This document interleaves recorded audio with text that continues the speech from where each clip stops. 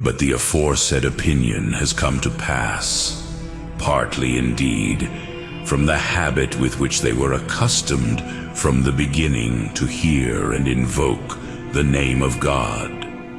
But habit, and especially that which is from a child, obtains the force of nature, from which it happens that those things with which the mind is imbued from childhood, it holds as firmly as if they were naturally and intrinsically known.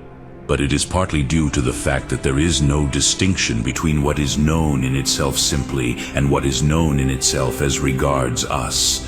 For it is known simply that God is in itself, since this very thing that God is his being. But since we cannot mentally conceive what God is, it remains unknown to us. Just as every whole is greater than its part, it is simply known in itself. But to him who does not conceive the reason of the whole in his mind, it must be unknown. And so it happens that to those things which are most known of things, our understanding should be like the eye of a nightingale to the sun, as two metaphysics.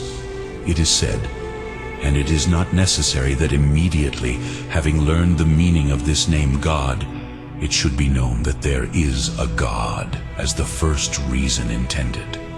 In the first place, because it is not known to all, even to those who admit that there is a God, that God is that which cannot be thought greater, since many of the ancients said that this world was God, nor even from the interpretations of this name God, which Damascene puts forward, can anything of this sort be understood.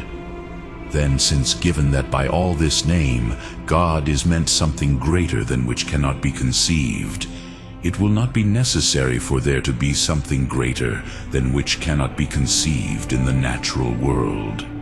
For in the same way, it is necessary to put the object and the reason of the name. Now, from the fact that it is conceived in the mind that God is brought forth by this name, it does not follow that God exists except in the understanding. Hence it will not be necessary that what is greater cannot be thought except in the understanding. And from this it does not follow that there is anything in the nature of the world which cannot be thought greater. And thus nothing objectionable happens to those who maintain that there is no God. For it is not objectionable that something greater can be thought of in any given thing, either in matter or in the understanding, except to him who admits that there is something greater than which cannot be thought in nature. Nor is it necessary, as the second argument proposed, that something greater can be thought of God if it is not possible to be thought. For what can be thought not to be is not from the imperfection of its own being or from uncertainty, since its own being is most manifest in itself, but from the weakness of our intellect, which cannot look at it by itself, but from its effects, and thus to know that it is by reasoning conducted, from which also the third reason is paid. For just as it is known to us by itself that the whole is greater in its own part, so it is known by itself to those who see the divine essence itself, that it is God, from the fact that its essence is its being. But since we cannot see his essence, we come to know his being, not by himself, but by his effects. To the fourth also the solution is clear. For thus man naturally knows God, just as he naturally longs for him.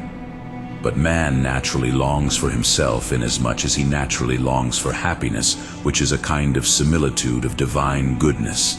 Therefore it is not necessary that God himself considered in himself should be naturally known to man, but by his likeness. Hence it is necessary that through its similitudes found in effects man must arrive at knowledge of himself by reasoning. The answer to the fifth is also clear. For God is indeed by whom all things are known, not in such a way that other things are not known unless known by him, as happens in principles known by themselves, but because through his influence all knowledge is caused in us.